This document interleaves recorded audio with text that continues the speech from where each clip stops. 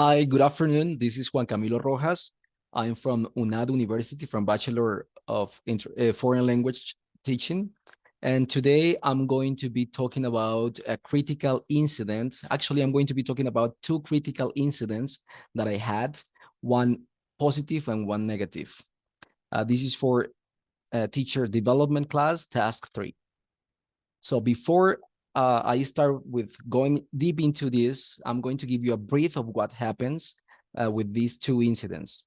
So I'm going to give you a summary, a kind of summary of those incidents. So for the stage 1, I'm going to give you the description of those events. First of all, I'm talking about a class that I taught last week, sorry, and it had from 4 to 6 students give it or take. The topic was past simple and past continuous. Not at the same time, obviously, was first the past simple and then the past continuous. The date of those classes were on the April 9th and April 16th. Those students are from Estrategia Lilei, from the group English 4th, and they supposed to be A2, but not all of them have the same level. They are like not homogeneous class. And the events that I'm going to be talking about are, first, the negative one, which is the lack of attention and participation in class. And the positive one is how previous knowledge builds up new knowledge. Before I continue with this, let me just explain a little bit about my students. They are, like most of them, are working and studying at the same time. But the problem here is that like the schedule is mixed up because they are working and studying at the same time. So when they are attending my classes, they are at the same time working, which is a problem for them and for me because they are not going to be attentive all the time. For the positive one is how at the beginning it was so hard and difficult to make them understand the topic, but after constant repetition and repetition all the time, and this particular group with constant classes and repetition, they actually at the end they get to know better the topic, and they felt because I could see that in their faces, they felt really happy with it. So let's go with stage 2, which is the what and the why. Why was this incident significant to you? It is significant because I was happy, as I said, for the positive one, because I was feeling frustrated at the beginning, because I was teaching them with all my heart. I'm doing what I love here. And it was kind of hard because the most I tried, and they, at the beginning, as I said, they didn't understand the topic, and it was kind of frustrating. And also for them, right? Because they are not in the same level. So it was kind of hard, but at the end it was a really good experience because they got the topic, and they produced themselves some sentences in those past simple and past continuous. And the negative one taught me that there's actually some things that are out of my control, so just gotta go with the flow, like they said, so no problem with it. What happened directly before the event?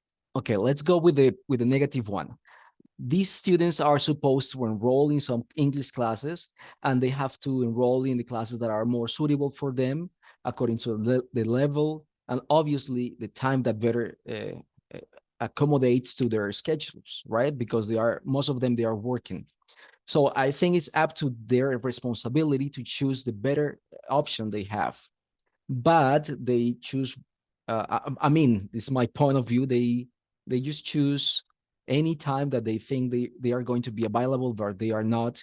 And the classes just cross with the time they are working. So it's really frustrating for me to be talking to a brick wall sometimes.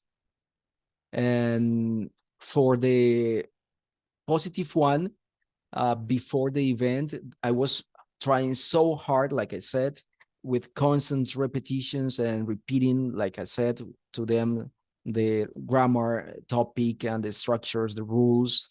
But actually, they got it at the end. What happened directly after the event? Well, with the negative part, uh, I was in class, like I said, and I was trying to get their attention, but they were busy working, and you could listen to some noises on the background because they were working. Who knows what they were doing? What job do they do? But it was frustrating because I couldn't do anything at that moment. So after the class, I take the time to contact them. You can contact them by email or WhatsApp or even Teams platform. So after the class, I contact them, those students who were not paying attention to the class, and I advise them to try to enroll to some classes that actually suit them, the time, a time that there is not going to be a conflict with their work. So they took it in a good way. They follow my advice, and they are actually right now in another time schedule that is more suitable for them. With the positive critical incident, I could see in their faces that they were happy because they finally understood the topic, and they were now mixing the past simple and the past continuous together. And when we were studying the past simple, for example, it was hard for them to understand some topics, and especially when it comes to pronunciation and phonetics with some ed ending words and in verbs. So they felt like my God, I'm not gonna be able to do this, but they actually did. So it was kind of fun to be doing this. How did you react at the time of the event? For the negative part, like I said, I was frustrated because it was something out of my control. I couldn't do anything at that moment. But a voice inside of my head told me, you have to be patient. You have to understand they are busy and they try to fulfill their duties in their job. And they have to fulfill also the homework and the tasks that they have to do for the university. So I just paid attention to my voice inside of my head, and I just was calm. And I thought, okay, after the class, I'm going to talk to them, and I'm going to look for a solution together. For the positive one, well, I was so happy. I enjoyed the class a lot. They did too. You could see that in their faces, as I said previously. So I thought that I was doing the right, I was following the right path, even though at the beginning I thought that I didn't. What is your interpretation of this event? That you still need to do what you love. In this case, is teaching for me. You need to prepare classes because you cannot go to just pretend that you know what you're doing. If you are not prepared for that, you have to plan that up beforehand.